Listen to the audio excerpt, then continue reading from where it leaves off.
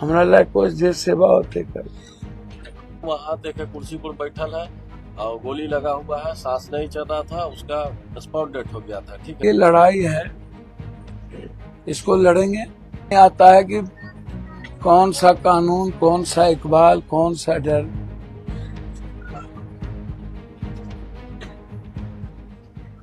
नमस्कार, आप live cities देख रहे हैं। आपके साथ मैं हूं वसीम खान। इस वक्त की सबसे बड़ी खबर राजधानी पटना से निकल कर आ रही है। देखिए, पटना मंदिरी पप्पू यादव के घर के बगल में इकलौते बेटे को गोली मार दिया गया।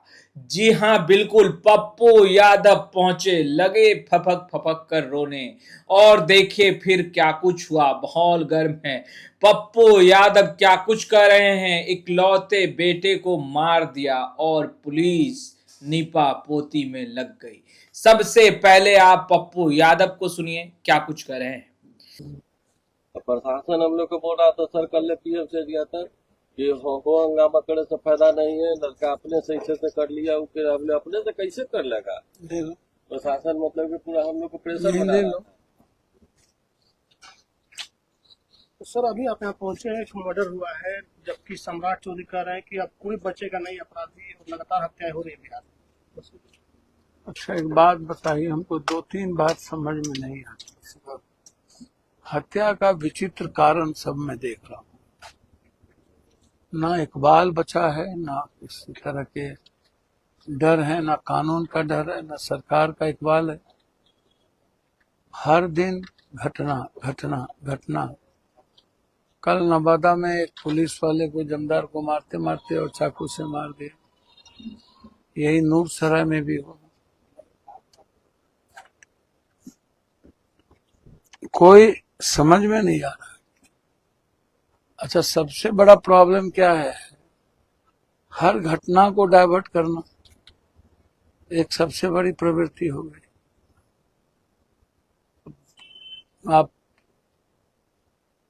बिहार, दिल्ली, यदि मैं अब जैसे नौगछिया के आगे अभी नए नए दो मंत्री बने, कल एक मोदी वैश्य समाज से थे, दारू पीने के लिए पैसा नहीं दिया, इसके लिए उसको गोली मार दिया, क्रिमिनल, स्पॉट डेथ कर दिया।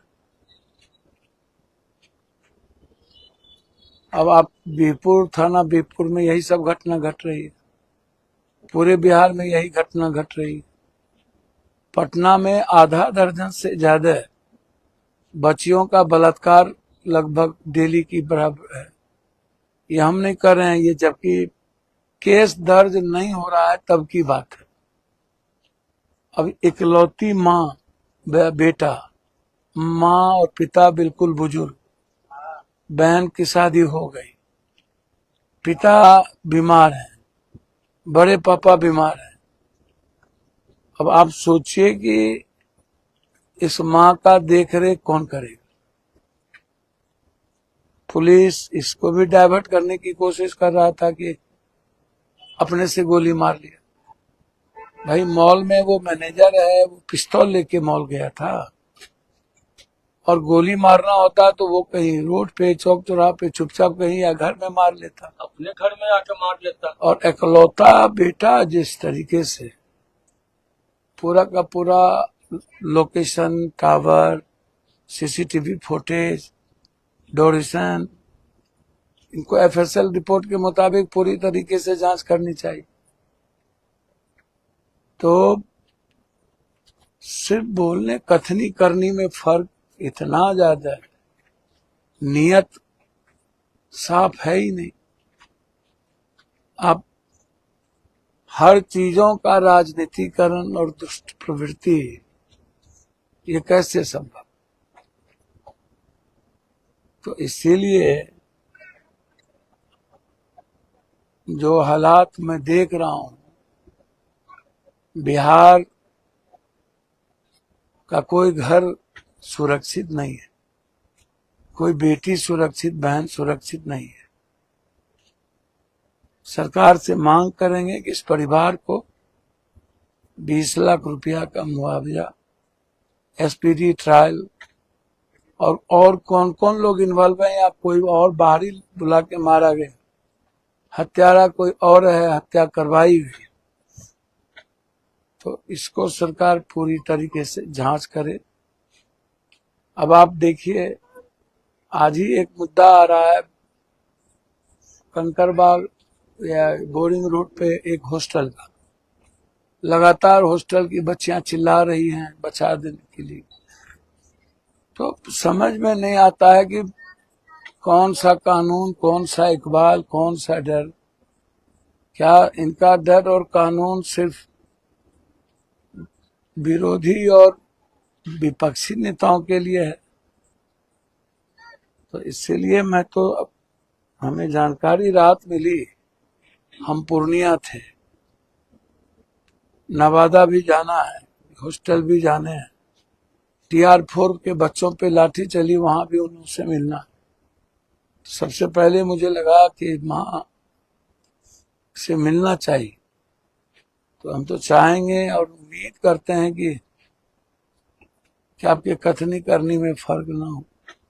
सर गिरफ्तारी ही नहीं हुई है, कहाँ से गिरफ्तारी? सीधे तौर पर कह रहा है कि कोई इसमें आरोपी नहीं। भैया मैं तो पहले ही बोला कि सरकार एक तो बच्चियों के बलात्कार और बच्चियों के छेड़खानी की घटना में केस दर्ज करती ही नहीं है और डाइवर्ट करना चाहती है हर चीजों को। प्रेम प्रसंग को भी आप डिफाइन कीजिएगा, उसको भी डिफाइन करिए, कैसे मार लिया आप बताइए। तो CCTV फुटेज का आप 2 मिनट में आप कैसे कह सकते हैं कि बच्चे अपने मार लिए? तो इसलिए लड़ाई है, इसको लड़ेंगे। हम इस परिवार के साथ हैं, जो भी आर्थिक मदद की भी जरूरत होगी तो हम इस परिवार के साथ हैं। बड़े पापा के तो क्या हार्ट के ऑपरेशन हुआ है। मैंने देखा।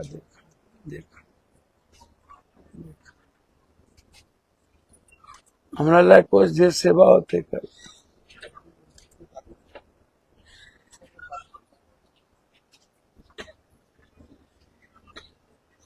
अभी पप्पू यादव आए हैं, क्या उम्मीद है न्याय मिलेगा आप लोग? तो आप मामला क्या जब बताना? मामला है कि मेरा भाई था, ठीक है, तो उसके लड़की से प्यार करता था, उसको घर में बुला के गोली मार दिया गया। ये तो मामला है, लेकिन अभी वो लड़की अरेस्ट नहीं हुई है और हम लोग प्रशासन से उम्मीद करते हैं, मतलब कि पप्पू भैया से उम्मीद करते हैं कि हम लोग को न्याय मिले और लड़की को फांसी की सजा मिले। क्योंकि जब मेरा भाई अपने से मारना रहता तो घर में करता, घर में कुछ खुदकुशी कर लेता। उसके घर पर जाके मॉल में गया था, यहाँ से 11 बजे खाना खा के नाश्ता लेके सब कुछ लेके गया मॉल में मतलब कि ड्यूटी आवर में फोन करके बुलाया गया, घर में बुला के, और उसको मतलब कि कुर्सी पर बैठ, हम जब गए वहां पर फोन आया, लड़की वाली फोन किए कि आपका मतलब कि राहुल को गोली लग गया है, जो आके ले जाइए, सांस चल रहा है अभी।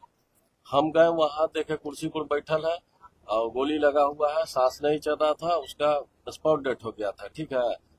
तो उस प्रशासन आया, प्रशासन मतलब कि चाह रहा था कि लड़की के माँ के मतलब कि हटा दे। हम बोले कि नहीं, प्रशासन को बोले वीडियो बनाइए पहले, उसके बाद इस सबको अरेस्ट कीजिए, तभी हम बॉडी को ले जाने देंगे। हम मतलब कि वहां पर थे, उसके बाद वीडियो प्रशासन किया और तब मतलब कि वहां से हम लोग PMCH के लिए ले गए। लिपापोती हो रहा है इसमें? जी, इस चीज पर लिपापोती हो रहा है प्रशासन के क्या नाम द्वारा। हुआ आपका? कौन है? मेरा नाम प्रमोद कुमार हुआ, हम उनका बड़े पापा के बेटा हूँ। तो आपने सुना, देखिए पटना के मंदिरी में इकलौते बेटे को मार दिया, यह आरोप परिजन लगा रहे हैं। परिजन का साफ तौर पे कहना है कि प्रेम प्रसंग का मामला है, लड़का प्यार करता था किसी लड़की से, और देखिए जिस लड़की से प्यार करता था उसने फोन करके लड़के को बुलाया और फिर मार दिया, गोली मार दिया, ठोक डाला। देखिए यह आरोप परिजन लगा रहे हैं।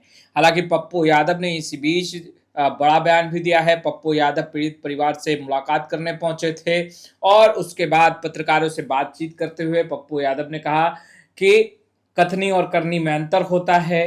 पप्पू यादव की आंखें नम और पप्पू यादव रोते दिखाई दे रहे हैं। फिलहाल इस वीडियो में इतना ही। अब तक आपने हमारे चैनल को सब्सक्राइब नहीं किया है, तुरंत सब्सक्राइब कर ले। आपका बहुत बहुत शुक्रिया।